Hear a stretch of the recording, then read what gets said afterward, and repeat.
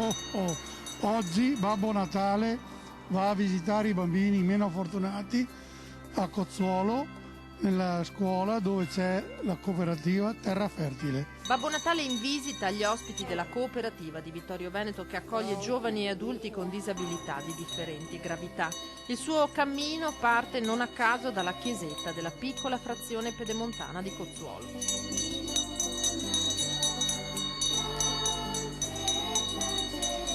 Lui è Luigi Dorigo, già anima dei carnevali di Marca, veste l'abito del più amato dai bambini, Babbo Natale, un Babbo Natale che visita per primi coloro che le feste non possono viverle come gli altri, ma anche gli operatori che seguono e accompagnano ogni giorno queste persone con professionalità, umanità e dedizione.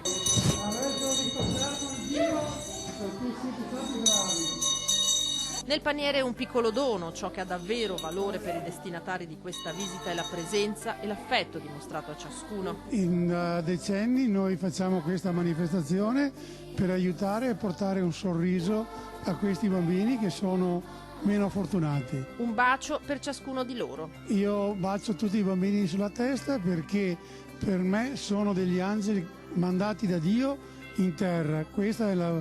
Sono le parole fatte da Papa Luciani nell'anniversario nel 58 dell'inaugurazione del piccolo rifugio di Vittorio Veneto.